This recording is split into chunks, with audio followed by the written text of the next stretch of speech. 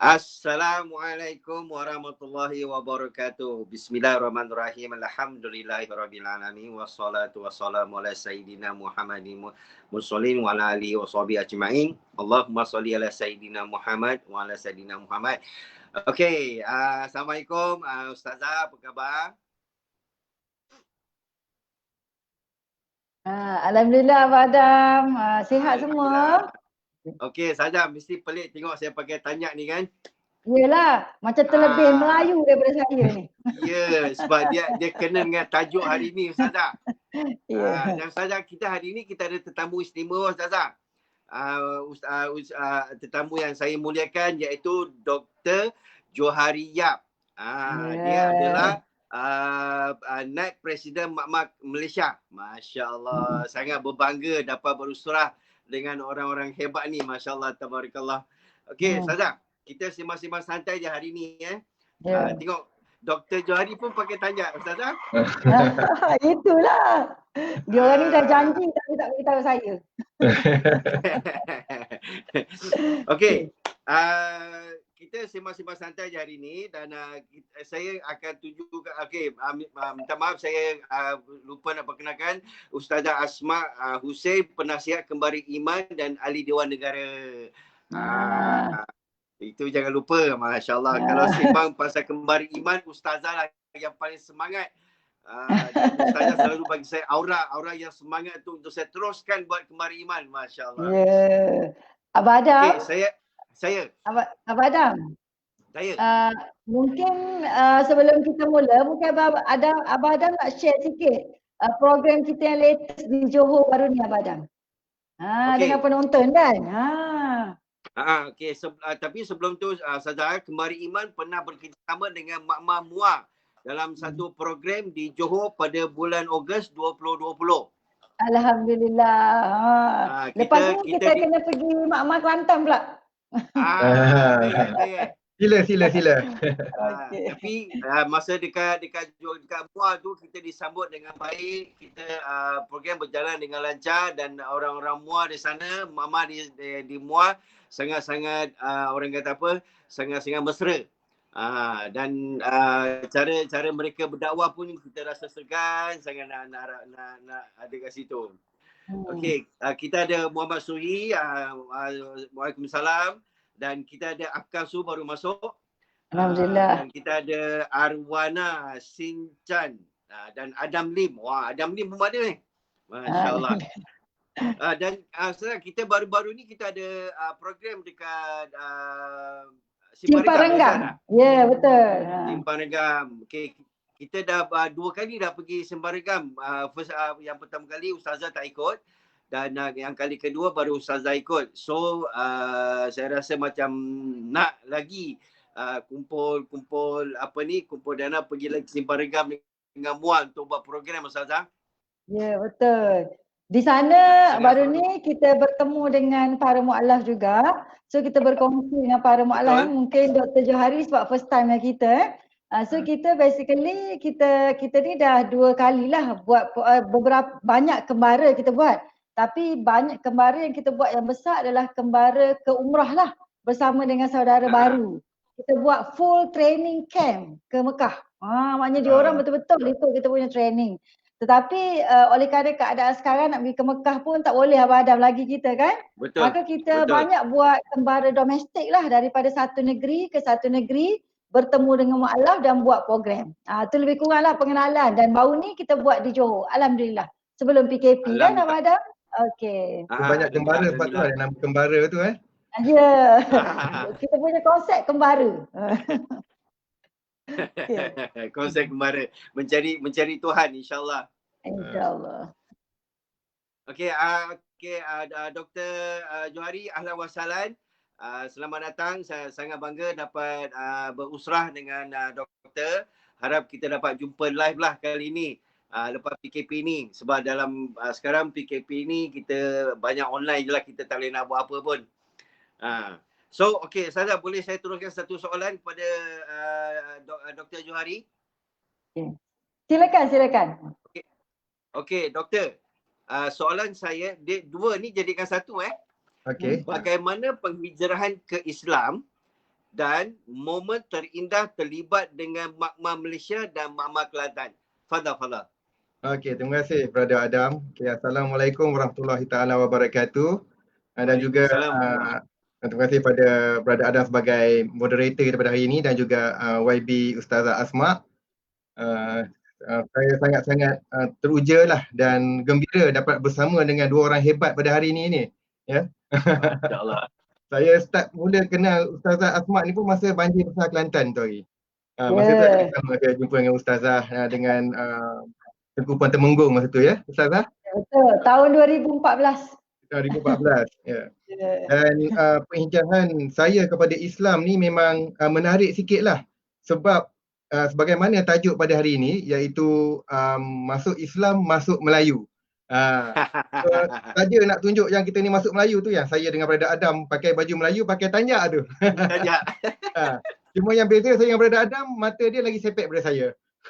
Betul. Itu betul.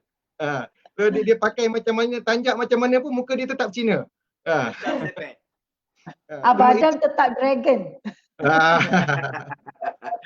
Cuma persepsi ni memang orang Cina pun beranggapan bahawa masuk Islam ni masuk Melayu, dan pada suatu ketika dahulu orang Melayu sendiri pun anggap yang sama. Cuma sekarang ni mungkin dunia dah berubah kan, mereka dah faham kalau kita berjumpa dengan kita yang kita dah Islam ni, dia akan tanya keluarga masih Cina.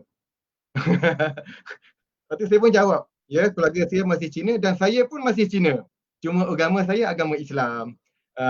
Sebab kalau dulu nak masuk Islam, kenapa keluarga saya sendiri pun menentang? Kerana apabila masuk Islam ni pertama kali kena tukar nama. Nama yang masuk Islam kena letak bin atau binti Abdullah. Tu nama dah Melayu dah. Kan? Lepas tu apabila ada acara syahadah tu yang masuk TV ataupun yang masuk surat khabar, kebiasaannya dia dah tahu nak masuk surat khabar, dia akan pakai baju Melayu siap dengan samping lagi, siap dengan songkok macam orang nak akad nikah. Kan? So dia nampak macam upacara nak masuk Melayu sebab dia dah pakai pun macam Melayu.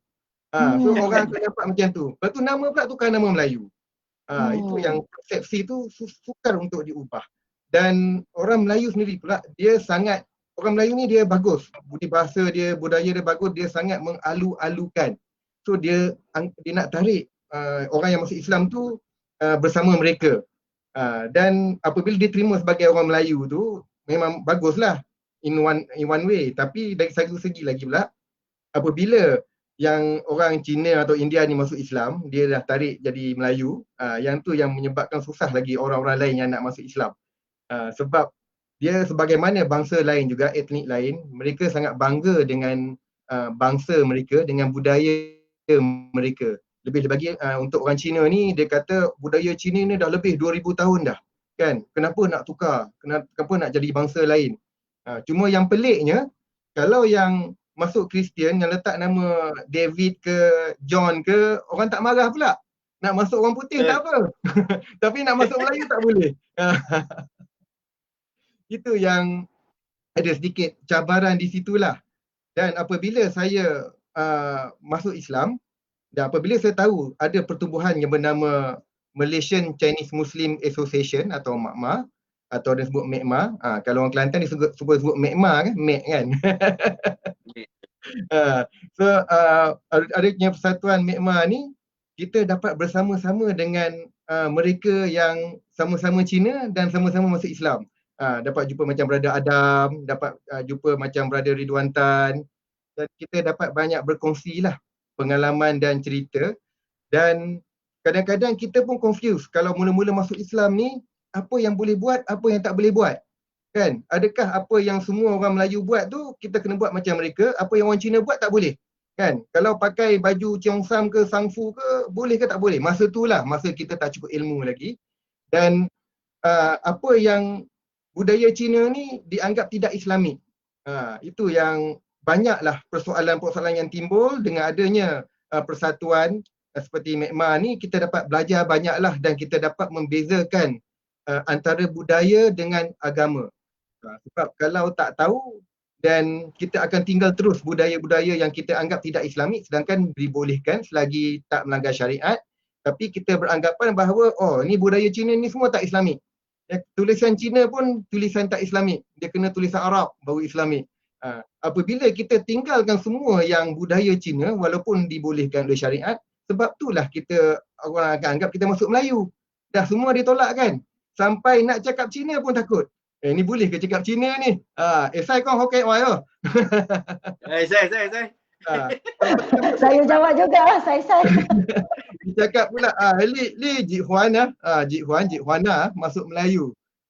Brother Azam tapai kong hokai wai tapai kong tang wai lah. Tak tahu hokai wai ke kintilis Kecik agak sikit Ustazah. Tafadhol. Itulah sedikit saya nak kongsilah dari segi pengalaman saya, Brother Adam. Alhamdulillah, Masya Allah. Alhamdulillah. Okey, kita dapat sedikit ilmu daripada Dr. Johari. Itulah persepsi orang luar sana, maksudnya masuk Islam, masuk Melayu. Jadi hari ini saya dengan Dr. Johari pakai tanjak, inilah tajuknya malam ini. So jangan ingat kami ni pakai tajak dan masuk Melayu, tapi kami tetap Islam. Mata tetap sepet. Okey, Ustazah. Soalan untuk Ustazah ialah, apakah perbezaan antara budaya dan agama? Macam saya ni Cina, masih bolehkah saya amalkan budaya Cina saya selepas sudah syahadah, dan sejauh mana boleh amalkan agama? Ustazah, pada. Okey, bismillahirrahmanirrahim. Assalamualaikum warahmatullahi wabarakatuh sekali lagi. Terima kasih juga Dr. Johari sebab sudi bersama dengan kita Abang Adam dan untuk pengetahuan, dalam ni saya tengok ada lebih kurang 170 lebih hari ni penonton kita Abang Adam, alhamdulillah. Dan saya percaya ada juga daripada mak-mak juga yang join kita, alhamdulillah. Jadi kami ni bersiaran 2 minggu sekali usrah ni nak merungkai persoalan macam ni lah doktor. Sebab banyak sangat kami terima soalan-soalan berkaitan antara budaya dengan agama.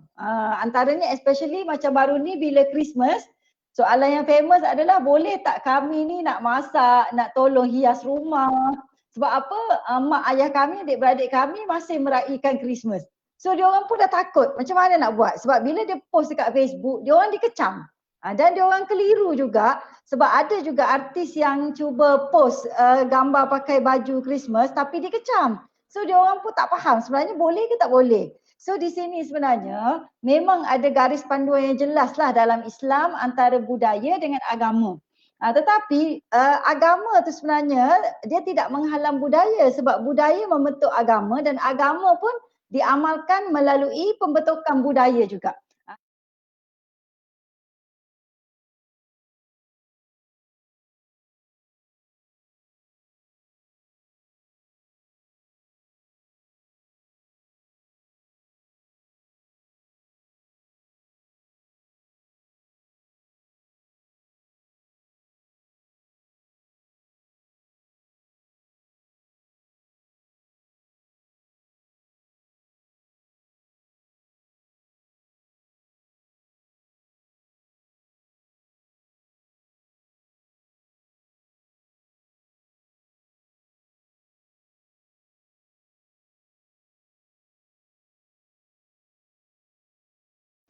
Dan seterusnya budaya ni apa dia? Budaya yang memang diamalkan oleh majoriti masyarakat dan seringkali dikaitkan sama ada dengan sesuatu bangsa ataupun etnik ataupun kaum. Sebab kadang-kadang Abang Adam, dia kadang-kadang budaya ni tak semestinya dikaitkan dengan bangsa.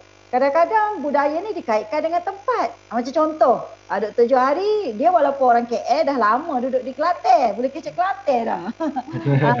Macam saya dengan doktor, saya juga daripada Kelantan Abang Adam Jadi ada setengah-setengah budaya di Kelantan tak sama dengan budaya di luar. So dia tidak refer kepada bangsa, tapi dia refer kepada tempat.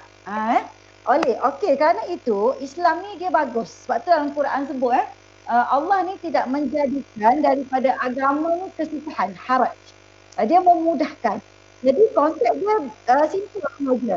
Selagi budaya itu tidak bertentangan dengan syariat, maka boleh diamalkan. Itu satu perkara. Yang kedua, Allah tidak menghalang kita. Sebab itu tanda kita menghargai penciptaan kita. Contohnya Kalau kita ni Melayu, kita menghargai yang kita ni dilahirkan secara fitrahnya Melayu. Kalau kita ni Cina, kita menghargai yang kita secara fitrahnya Cina. Contohnya macam mana? Contohnya, kita ni bahasa Cina, sebab sini semua Cina kan. Malam ni kita tak ada India. Jadi kita maaf lah kawan-kawan kita ni, Tiaga semua minta maaf. Kita ada ni Tiaga, dia tengah tengok ni. Jadinya, macam contohnya, bila kita makan, kalau di orang Melayu biasa makan dengan tangan. Tapi kalau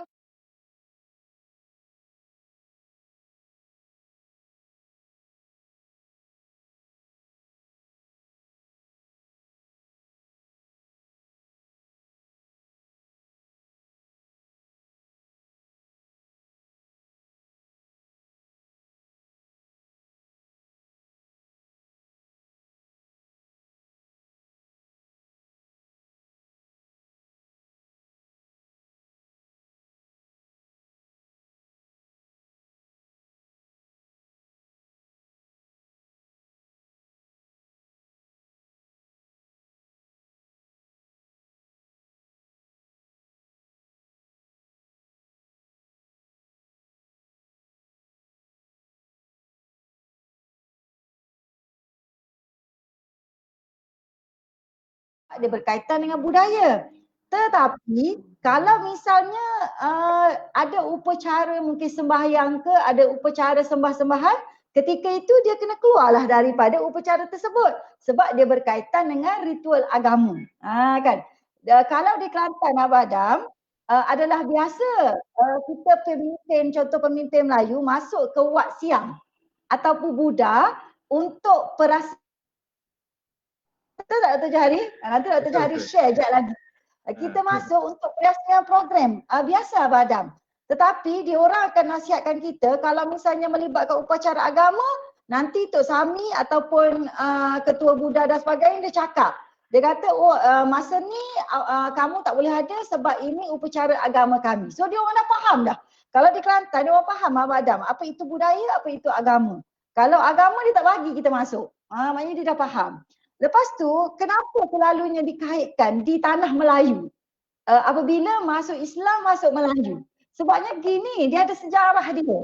Sejarahnya adalah dulu, kalau tengok kepada definisi Melayu tu sendiri adalah, Melayu ni dia tak ada refer pada mana-mana DNA Abadam. Tetapi Melayu ni adalah sekelompok manusia yang beragama Islam, bertutur bahasa Melayu dan mengamalkan adat istiadat Melayu. Dan dalam Melayu tu sendiri ada Jawa, ada Banjar, ada Melayu Kelantan, ada macam-macam. Kurang 100 etnik bawah Melayu. So zaman dulu bila dia nak cerita kepada orang, macam mana saya bila masuk Islam saya nak pakai macam mana, saya nak bercakap macam mana, saya nak bertingkah laku macam mana. Dia kata okey bila masuk Islam kena pakai tutup aurat. So macam mana tutup aurat? Tutup aurat tu adalah baju kurung. Baju kurung tu bila saya pergi muzium, apa maksud dia? Baju kurung tu maksudnya adalah baju yang direka oleh ulama di tanah Melayu untuk mengurung aurat.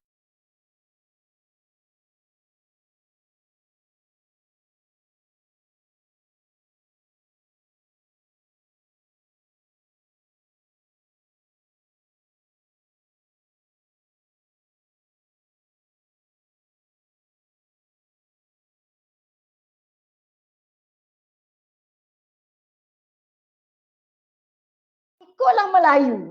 Macam tu dulu-dulu. Tapi lama kelamaan orang dah tak faham cerita tu. Orang faham masuk Islam tu masuk bangsa Melayu. Sebenarnya bukan bangsa Melayu. Dia refer kepada Melayu dalam perlembagaan tu. Iaitu orang yang beragama Islam, orang yang bertutur Melayu. Memang kalau zaman dulu semua Cina, Melayu, India, kaum putih pun tutur Melayu, Jawi dulu, betul tak? Dan mengamalkan adat istiadat Melayu. Sebab itulah sekarang kita kena faham kekeliruan dan kita jangan salahkan orang dulu. Sebab dia ada sejarah yang tersendiri. Itu lebih kuranglah permulaan Abadam. Nanti jadi ceramah pula. Masya Allah. Ustazah yang masuk Melayu tu termasuk dengan yang masuk Jawi sekali ke? Jawi. Masuk Jawi sekali. Masuk Jawi betul tak? Jawi refer kepada tanah Jawa, tanah Melayu. So masuk Jawi, berkhatan masuk Jawi. Kan dah pelik maksud dia. Tapi rupanya dia nak cerita ubah budaya jadi budaya Islam. Okey, kita ada Ustazah Umi Zaitun bersama kita dan kita pun ada Puan Fazi bersama kita juga. Okey. Harap-harap kita punya suara tak putus-putus lah Suara dengar jelas tak doktor? Dengar jelas tak? Jelas. Ada gema-gema sikit tadi. Okey, sebab kita ada masalah teknikal sikit. Hujan-hujan ni biasalah doktor. Dia internet dia lari-lari sikit. Okey, Ustazah, ingat tak masa kita pergi Johor ada satu hari, kita ada rombongan kembali iman dan kita balik lalu tangkap, kita berhenti makan durian. So ada yang pakai jubah, ada yang pakai kopiah, ada yang pakai baju Melayu, ada yang pakai baju kurung. So bila kita berkumpul, kita cakap Cina bersama-sama kita, orang yang jual durian tu terkejut. Dia kata, korang ni Melayu ke Cina? Dia kata, kita orang ni Cina tapi kita orang Islam. Boleh cakap Cina ke? Dia kata. So dia rasa pelik. Akhirnya bila dah sembang, dia belajar kita makan durian. Alhamdulillah. Tapi yang bestnya masa tu, betul tak Abang? Masa bestnya masa tu, dia siap cakap macam ni. Dia tak percaya Abang Adam dan beberapa kawan Cina yang lain adalah Cina daripada Malaysia. Dia kata tak, awak mesti Cina tanah besar. Saya kata betul. Kita ada Sabah Sarawak juga masa tu kan. Dia orang dah pelik. Colourful kulit kita orang. Tapi akhirnya betul. Dia berkawan dengan Abang Adam sampai sekarang. Betul tak Abang Adam? Betul. Sebab masa tu kita ada ustazah, kita ada yang Cina, kita ada India, semua campur. So sebab kembali iman kan saudara baru, so semua bercampur. So dia rasa pelik. Dia sebenarnya dia masa kita bercakap Cina, berborak Cina tu, dia dah rasa pelik dah ustazah. Dia nak tanya kita, dia segan. So bila kita dah order durian tu, kita cakap dengan Cina dengan dia, Cina rupanya dia kata. Lepas tu dia datang bisik dengan saya. Dia cakap, saudara, korang dah masuk Islam boleh cakap Cina ke? Dia kata. Wah, sepelik betul. Saya rasa kelakar betul. So inilah persepsi orang luar. Ya, doktor, saya kadang-kadang pun saya pernah tegur juga dengan orang luar. Kau dah masuk Islam, kau tak boleh, kau dah masuk Islam, kau masuk Melayu. So kau tak boleh cakap Cina, kau kena cakap Melayu. Kau kena pakai baju Melayu, kau kena pakai songkok. Aku Cina lah. Aku cuma Islam je. Kan? So kita nak tukar persepsi ni pada masyarakat supaya terima kita sebagai seorang Islam. So, Masya Allah, Tabarakallah. Okey, soalan seterusnya untuk Dr. Johari. Bagaimana Cina KL menyesuaikan dengan budaya di Kelantan, bukan Melayu, cakap Kelantan. Wah. Fadal. Okey, sebenarnya ada pembetulan sikit tu Ustazah. Sebenarnya saya Cina Kelantan. Saya lahir di Kelantan. Cina Kelantan. Memang asal Kelantan. Memang asal Kelantan, lahir di Okah Baru, Tupak Kelantan. Sekolah rendah di SRK Okah Baru. Dengar tak Abang Adam? Pure dia cakap. Cumanya bila sekolah menengah, saya sekolah menengah di KL. Lepas tu saya banyak duduk di KL lah. Lepas tu sebab tu lah bila ada orang KL lepas tu. Bila saya cakap luar ni tak ada bau budu lah. Dia macam orang KL cakap luar ni. Tapi bila kecek Kelantan ya bau budu pula.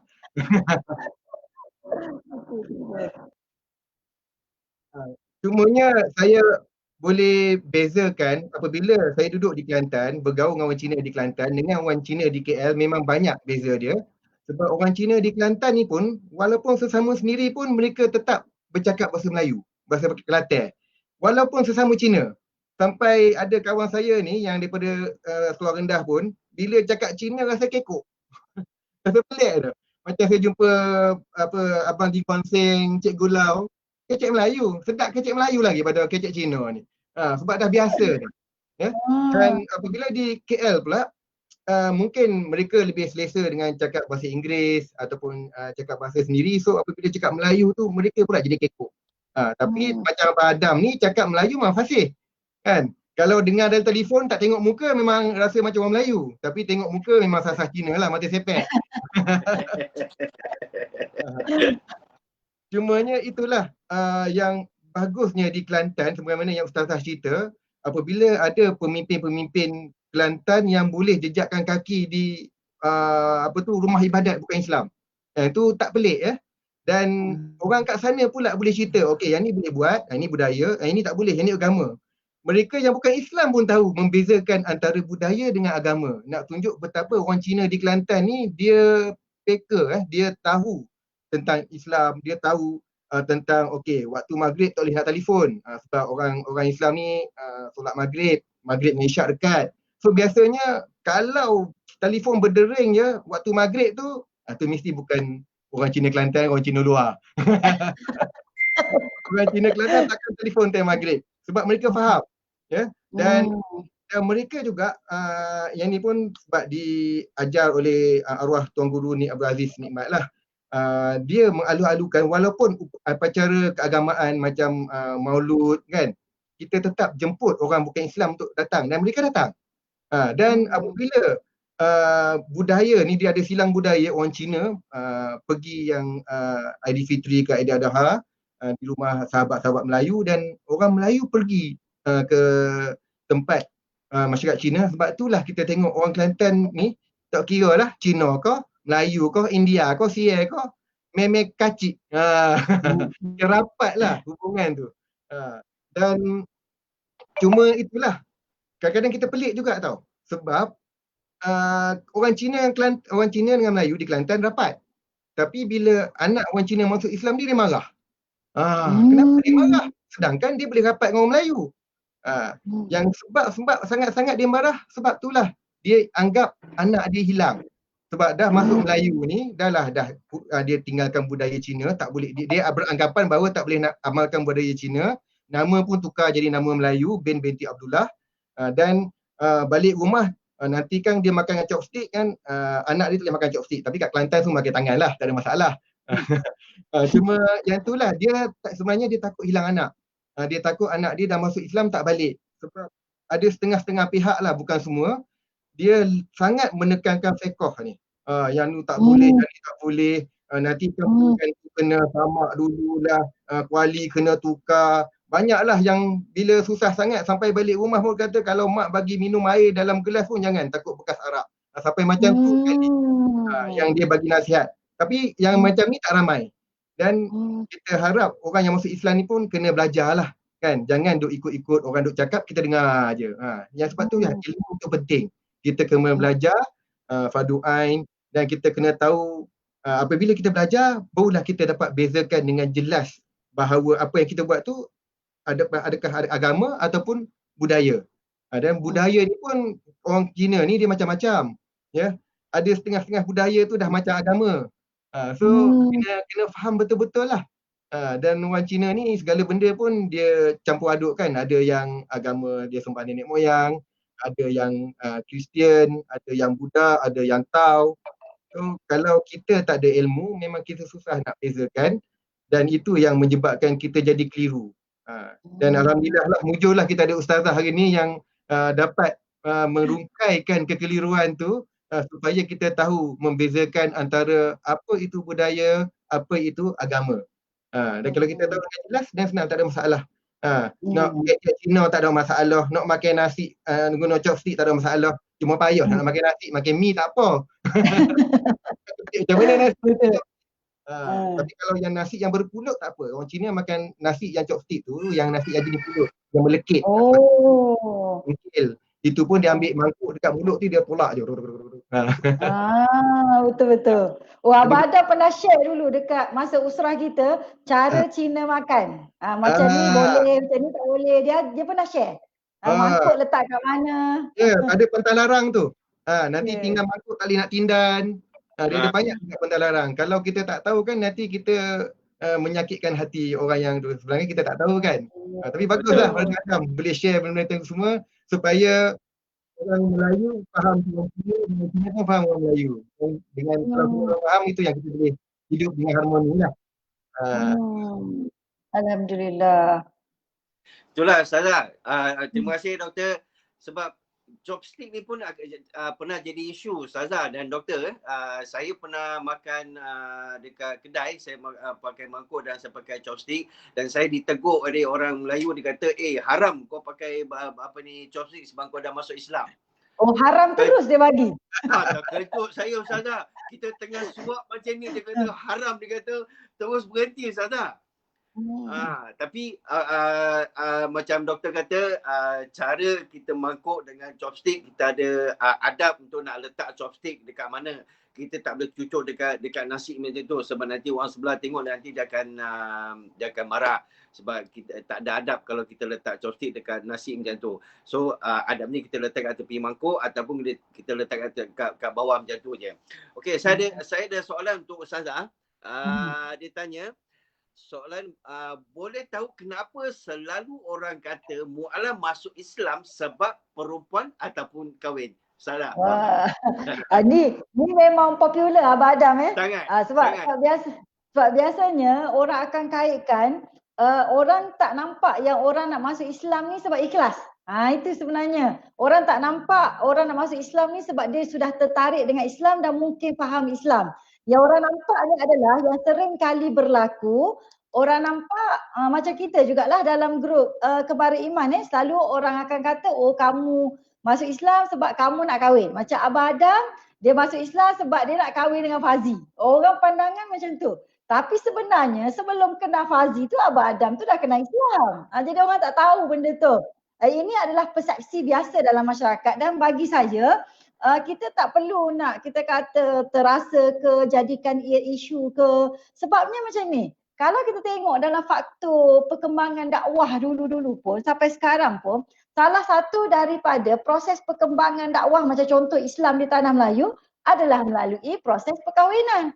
So sebenarnya perkahwinan tu adalah merupakan asbab untuk orang itu lebih memahami Islam, memahami budaya-budaya yang berkaitan dengan sesuatu bangsa yang lain. So maksudnya sekarang, kalau kata saya masuk Islam sebab saya nak kahwin, boleh tak Ustazah? Boleh, tak ada masalah. Tetapi selepas Islam atau kalau tak kahwin lagi, kenallah Islam dulu dan kemudian pasangan dia tu bertanggungjawab untuk membimbing. Tapi kalau pasangan dia pun tak kuat, macam kita dapat kes banyak Madam kan, di mana Dr. Johari, kita terpaksa dalam Kembara Iman ni buat program khas. Kita panggil program keluarga mawadah Kembara Iman. Betul tak Sebab kita dapati ramai juga yang masuk Islam tapi pasangan dia tu pun lemah nak kontrol. Terutamanya nak meninggalkan budaya-budaya asal. Macam Cina contohnya berjudi kan. Dia nak juga berjudi sikit. Dia bukan judi banyak. Dia nak judi contohnya satu malam 50. Setakat tu je. Tapi tak kira lah 50 ke RM2 ke, judi tetap haram dalam Islam. So kadang-kadang isteri ni dia tahu nak kontrol. Kalau sebelah isteri, kadang-kadang arak tak boleh nak tinggal. Kadang-kadang perempuan tak boleh nak tinggal. So sekarang yang perlu bertanggungjawab untuk membimbing pasangan baru ni adalah keluarga Islam tu pula. Tapi kalau keluarga tak boleh, itulah yang akhirnya masyarakat kena mengambil peranan untuk membimbing kedua-duanya lah. Itu isu berkaitan dengan perkahwinan.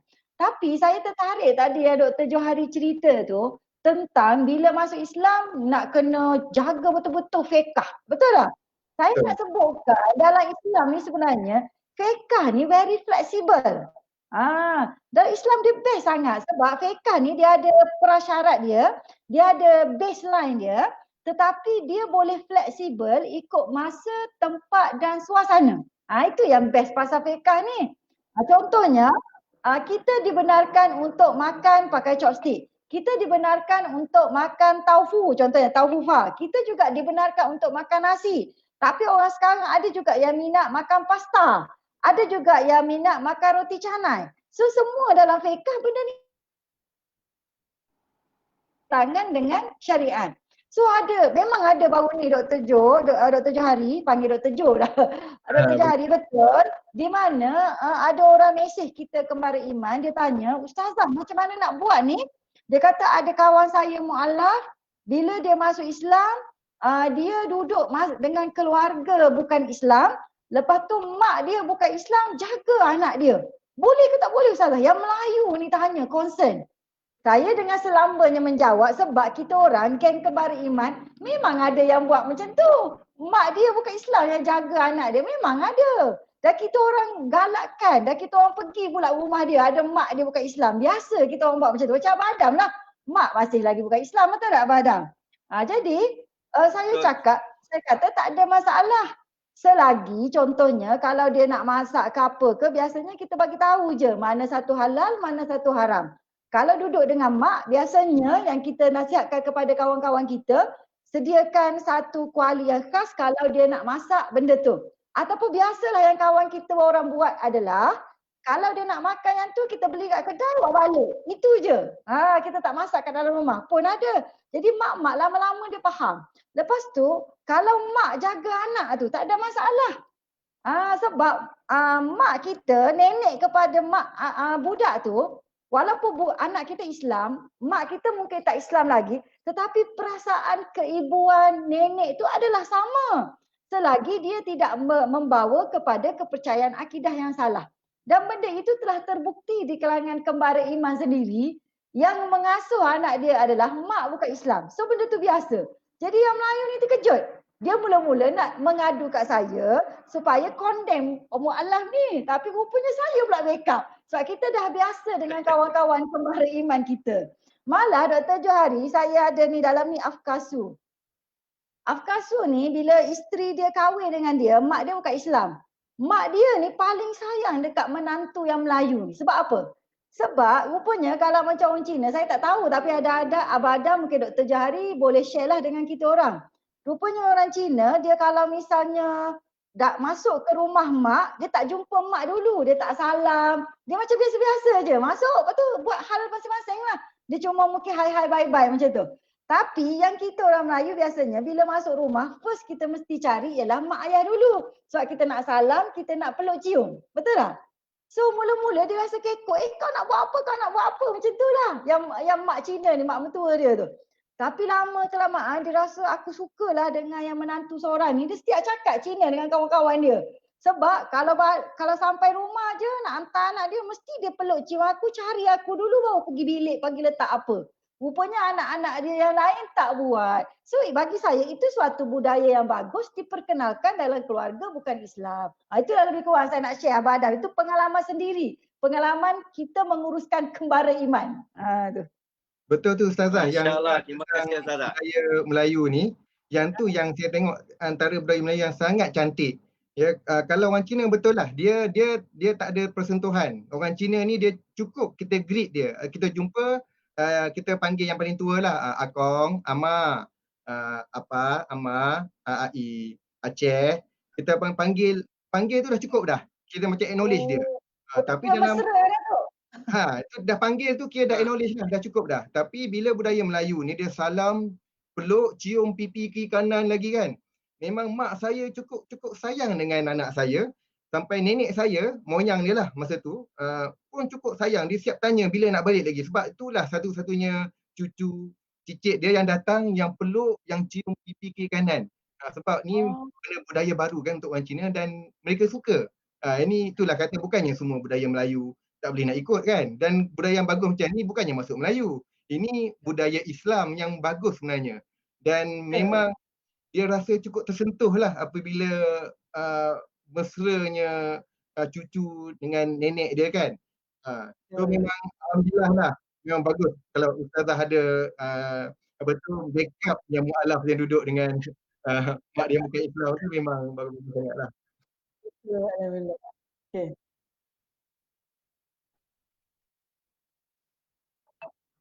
Terus Abang Adam. Terus Abang Adam. Okey, alhamdulillah. Terima kasih Ustazah dan terima kasih Dr. Johari. Okey, kita ada Zura Hamidi daripada Komando Sungai Udang. Masya-Allah. Ustazah, komando masuk kita Ustazah. Dia pun join kita.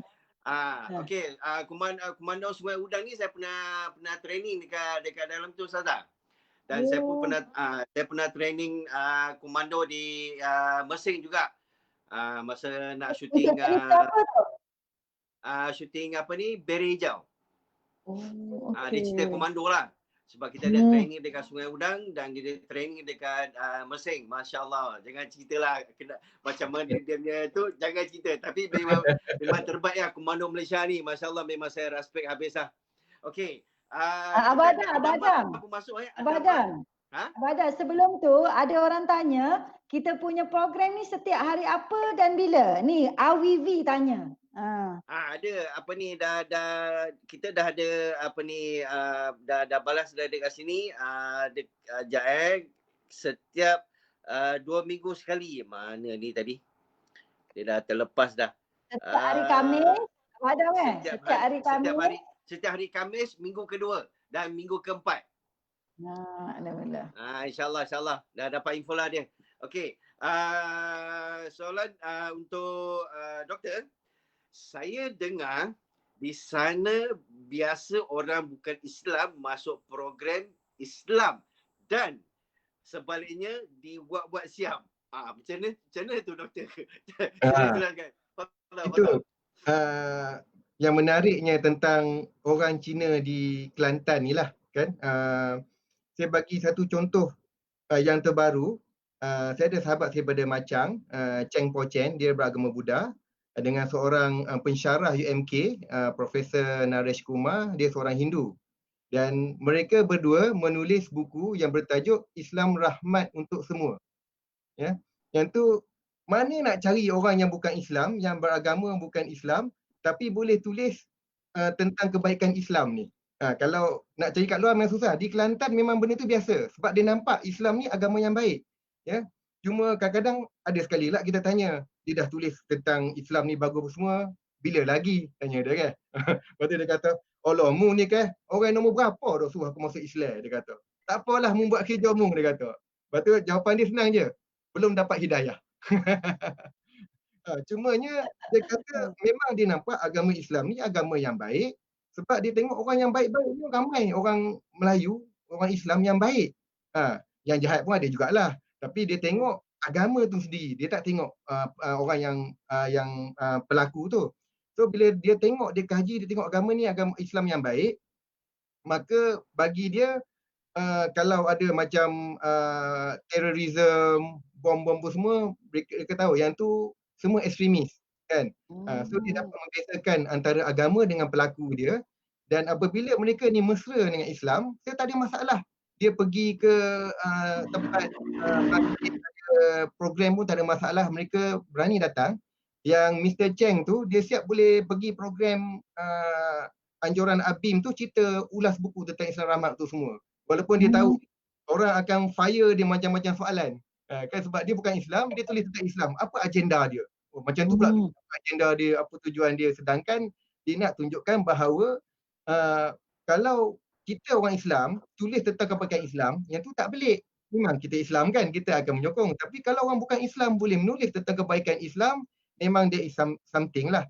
Sama juga kalau kita tengok buku Michael J. Hart, betul, The Greatest Man Among the 100 kan. Dalam 100 orang yang hebat di dunia ni, yang pertama adalah Nabi Muhammad SAW. Sebab dia, walaupun dia bukan Islam, tapi dia boleh tengok bahawa bagaimana Nabi Muhammad SAW ni dia boleh mengubah hampir 2 bilion manusia di dunia ni, daripada orang Arab jahiliah dulu yang dulunya duk kaki minum, kaki mabuk, yang orang jahiliah dulu bagaimana dia boleh tanam bagi perempuan, apabila datang Islam boleh tukar jadi akhlak yang lebih baik. Ya, sebab Nabi Muhammad SAW diturunkan untuk membaiki akhlak manusia. Apabila balik pada soalan Brother Adam tadi, bila orang Cina ni dia dah di Kelantan, dia dah biasa hidup dengan orang Melayu, dah kawan daripada kecil lagi. So dia rasa benda tu biasa, tak ada masalah. Boleh hidup sekali, dia faham kalau waktu-waktu solat, waktu Zuhur, waktu Asar, waktu Maghrib, mereka tahu. Dan bila mereka faham tu tak ada masalah yang mereka buat sesuatu yang boleh mengecilkan hati orang Islam lah. Yang tu yang menariknya tentang orang Cina, orang bukan Islam di Kelantan tu sendirilah, sebab dia dapat hidup dengan harmoni dengan masyarakat Melayu.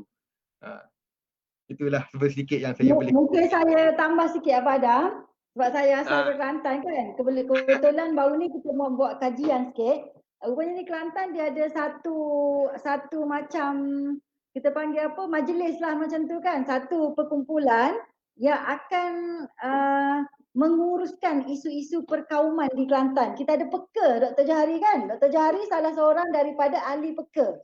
Peka ni dia menguruskan isu-isu perpaduan. Contohnya pembinaan rumah-rumah ibadat, program-program, pengurusan-pengurusan budaya. So dia orang akan fokus yang tu. Dalam tu ada Islam, dalam tu ada Melayu, ada bukan Melayu juga Abah Adam. So sebab itulah dia orang ni lebih tersusun lah dari sudut ni. Okey, mungkin Abah Adam ada satu soalan ni masuk pada kita tadi bila kita cakap pasal keluarga Islam dengan keluarga bukan Islam tadi. Ira Aziz, dia tanya. Boleh tak Abah Adam? Ira Aziz tanya, ada soalan untuk Ustazah, apa hukumnya kalau ayah mertua bukan Islam, adakah kita boleh bersalam dengannya? Dan lagi satu soalan Ustazah, saya dapat soalan dari seorang sahabat, bolehkah cucu yang beragama Islam tinggal bersama nenek yang belum beragama Islam? Bagaimana ibadat dan makan minum cucunya? Silakan Ustazah. Nampak tak soalan sama kan? Dia sentiasa soalan sama je keluar. Satu perbincangan malam ni macam penting lah. Okey, first kalau pasal ibu mertua, ayah mertua ni sebenarnya soalan ni daripada orang Islam sendiri.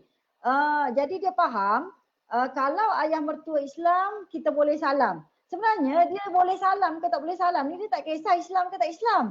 Once kita dah kahwin dengan orang tu, so mak ayah dia adalah mak ayah kita selama-lamanya. Dia dalam Islam ni best macam ni. Kita kahwin dengan isteri kita, kita boleh bercerai bila-bila masa. Betul tak? Sama ada cerai hidup ataupun cerai mati.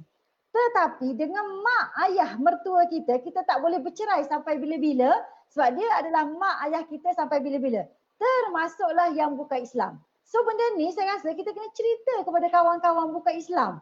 Once I marry with your daughter or your son, you will be forever my parent. Jadi benda tu dia macam terkejut.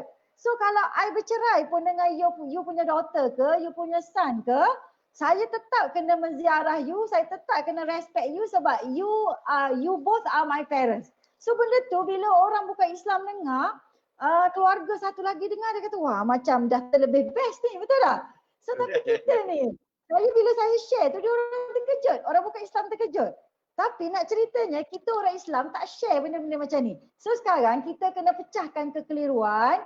Ayah mertua, mak mertua, kita boleh salam dan dia tak jatuh air semayang, orang panggil. Tak jatuh air semayang, tak gugur wuduk sampai bila-bila. Walaupun kita bercerai dengan anak dia, tetap kita boleh salam sampai bila-bila dan yang paling penting tak boleh kahwin sampai bila-bila sebab dia adalah mak ayah kita. Tu soalan first lah. So saya rasa jelas lah yang tu Okey, soalan yang kedua tadi, boleh tak anak kita nak tinggal dengan mertua kita yang masih bukan Islam? Boleh, tak ada masalah. Sebab kita pun dah ada contoh-contoh dalam kembara iman yang mak mertua yang mengasuh anak tu. Tinggal berhari-hari pun ada. Sebab saya faham kalau orang Cina biasanya dia akan tinggalkan anak seminggu, 2 minggu Kadang-kadang ambil hujung minggu, dia tak macam Melayu. Orang Melayu ni dia jenis tinggal ambil hari, tinggal ambil hari. Kalau tinggal lama-lama dengan mak pun dah beletek. Ada macam tu.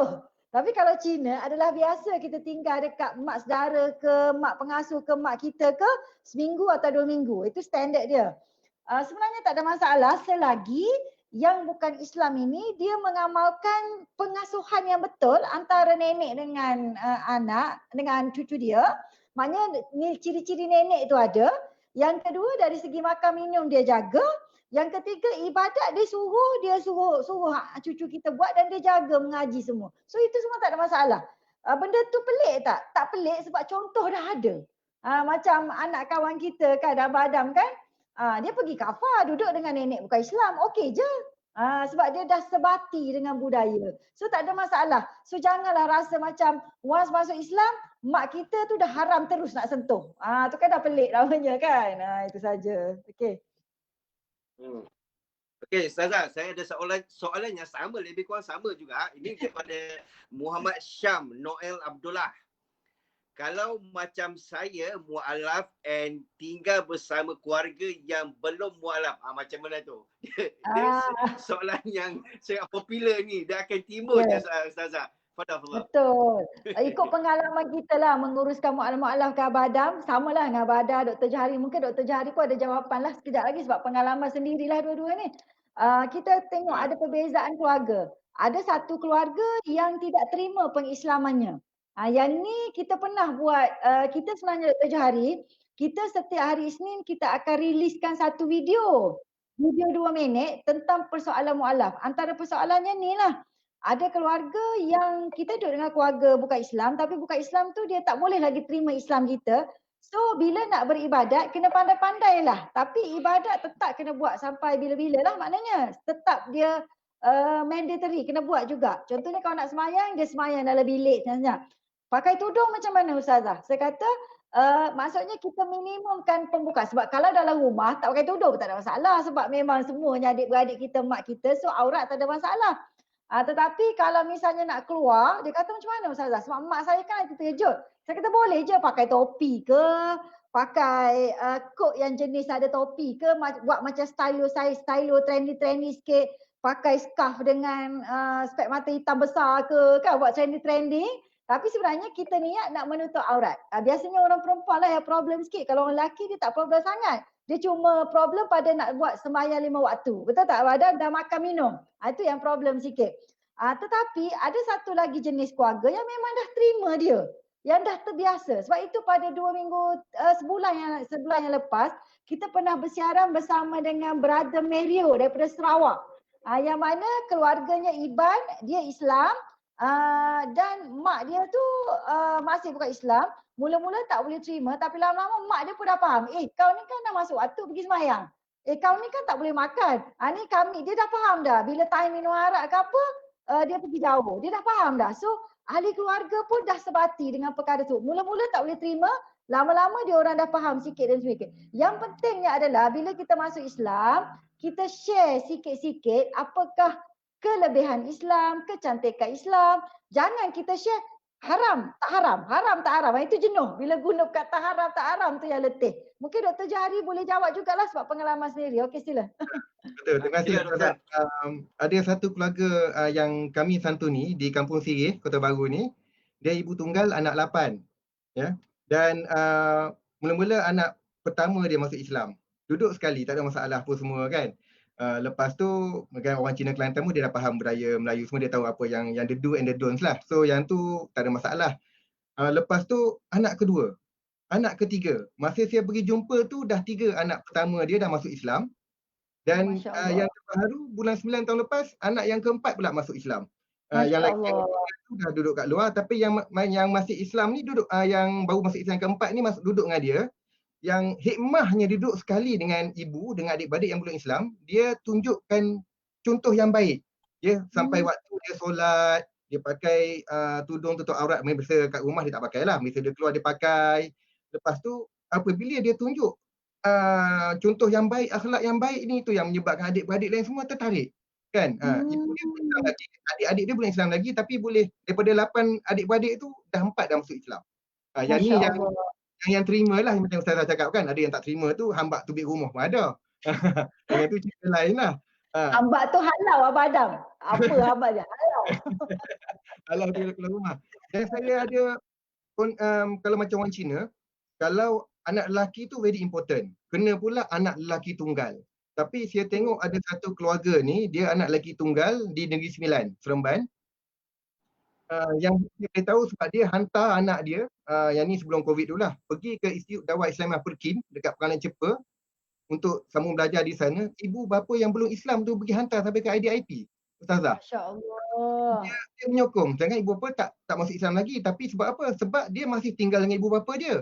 Dia tak tinggal dengan ibu bapa boleh terima. Dan dia tunjuk contoh yang baik. So bila dia nak sambung belajar di IDIP tu, ibu bapa tak menentang. Setiap tolong hantar lagi sampai ke IDIP. Masya-Allah. Kadang-kadang orang yang tak faham ni, dia rasa bila dah masuk Islam, keluar cepat-cepat. Nanti kan takut balik. Orang Kelantan panggil lah, takut balik kan. Takut pusing balik. Pusing balik. Sedangkan mereka tak faham. mereka yang masuk Islam duduk sekali, mereka ni lah akan menarik keluarga lain yang duduk sekali tu. Oh, Sebab orang okey. dakwah, berapa berapa kerap kita boleh pergi rumah ke dakwah, tapi kalau anak tu 24 jam di rumah, 24 jam dia boleh tunjuk keindahan Islam. Dia boleh cerita tentang kebaikan Islam.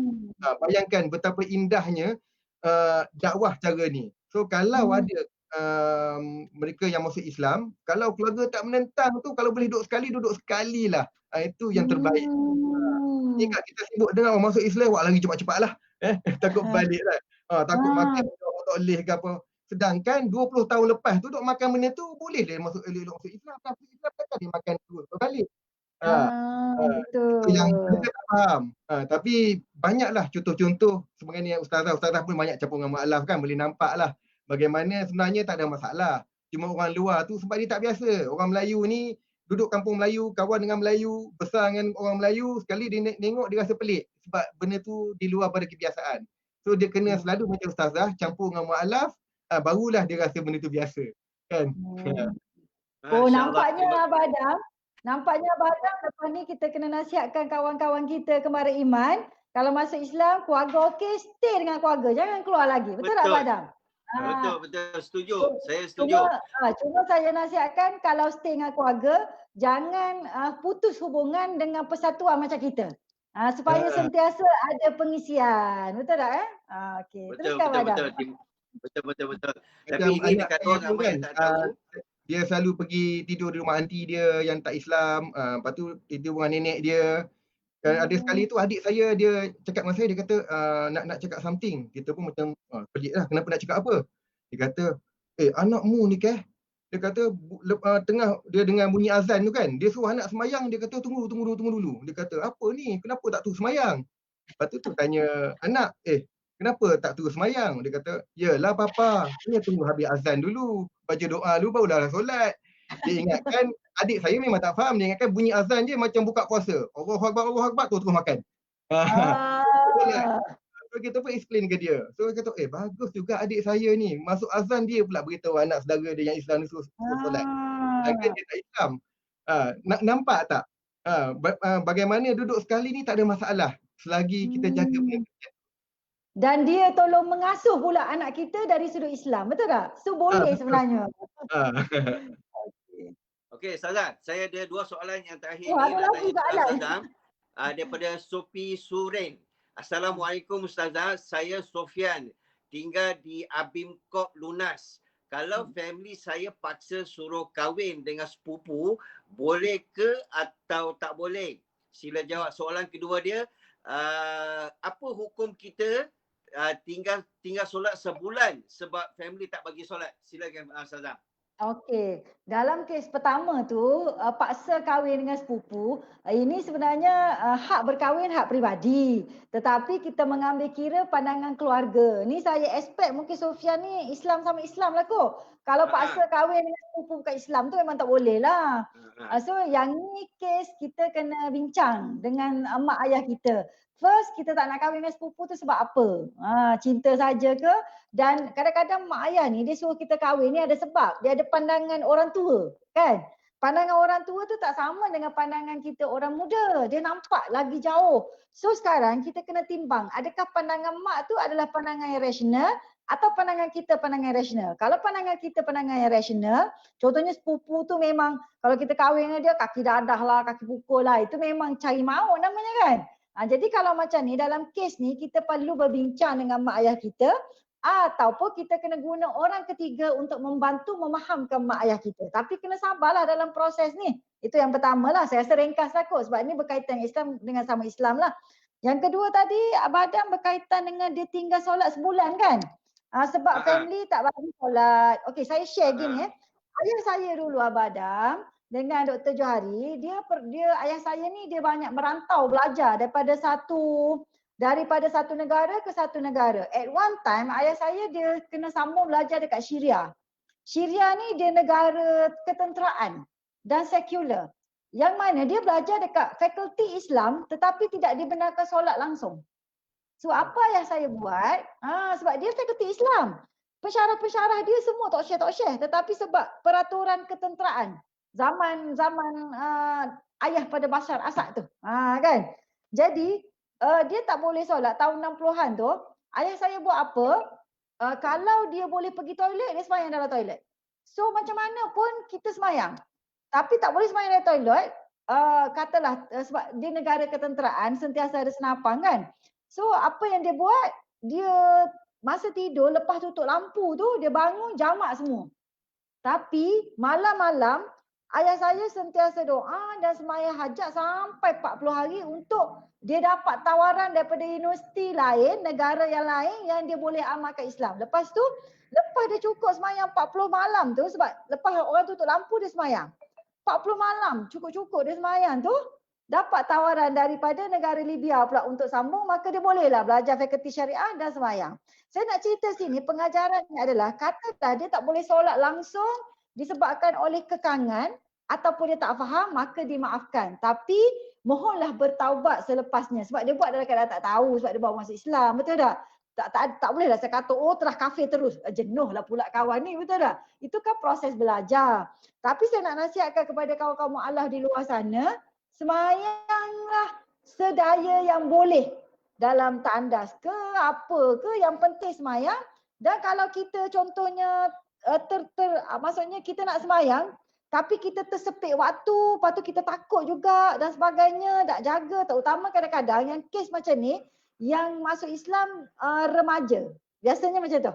Kalau yang dah dewasa dia tak ada masalah sangat. Yang remaja, macam anak murid saya remaja tu masuk Islam dia macam ni kes dia. So, saya nasihatkan semayang ni sebenarnya tak perlu lama-lama saya kata. Cukup rukun, cukup bacaan wajib, selesai. Tak payahlah kita nak berdoa sampai 10 minit, 20 minit, tak perlu. Berdoa tak payah kat tangan, berdoa dia diam pun tak apa. Mak kata dia buat apa tu? Tengok TV sebenarnya duduk doa pun boleh, betul tak? Jadi ada kaedah-kaedahnya. Itu kita kena belajar. Itu saja. Lebih kurang Abang Adam Pendek je. Kesimpulan dia kalau tak boleh buat semua, jangan tinggal semua.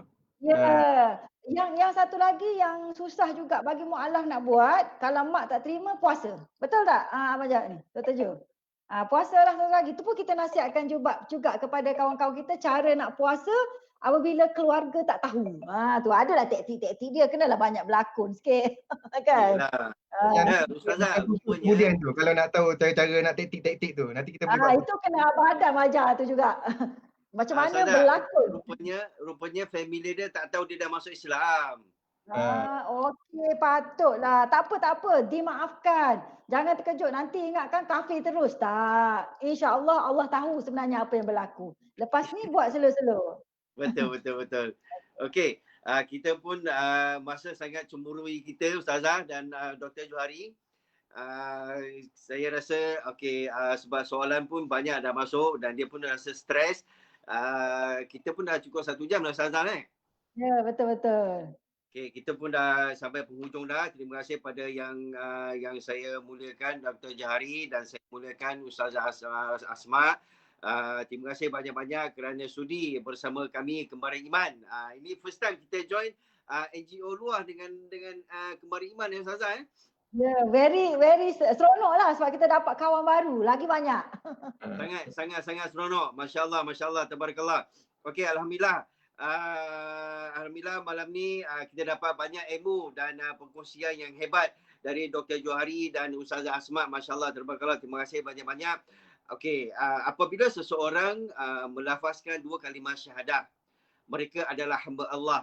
Tak kiralah bangsa, warna kulit dan pertuturan bahasanya. Saya masih berbangsa Cina, bukan bangsa Melayu. Cuma saya sudah kembali kepada fitrah, iaitu Islam. Senyum selalu bersangka baik, insya-Allah hati tenang. Kau nak asal punya rasa cukup, hidup ni pasti indah. So, terima kasih banyak-banyak sekali lagi Dr. Johari dan Ustazah Asma. InsyaAllah ada rezeki kita jumpa lagi di online yang akan datang ataupun kita jumpa fizikal dan kita buat usrah untuk Kembara Iman. Alhamdulillah, sampai di sini saja dan insyaAllah kita akan jumpa lagi yang akan datang. Assalamualaikum, selamat malam dan jumpa lagi di usrah yang akan datang. InsyaAllah. Okay, terima kasih banyak semua. Terima kasih. Assalamualaikum warahmatullahi wabarakatuh. Assalamualaikum warahmatullahi wabarakatuh. Waalaikumsalam warahmatullahi wabarakatuh. Doktor.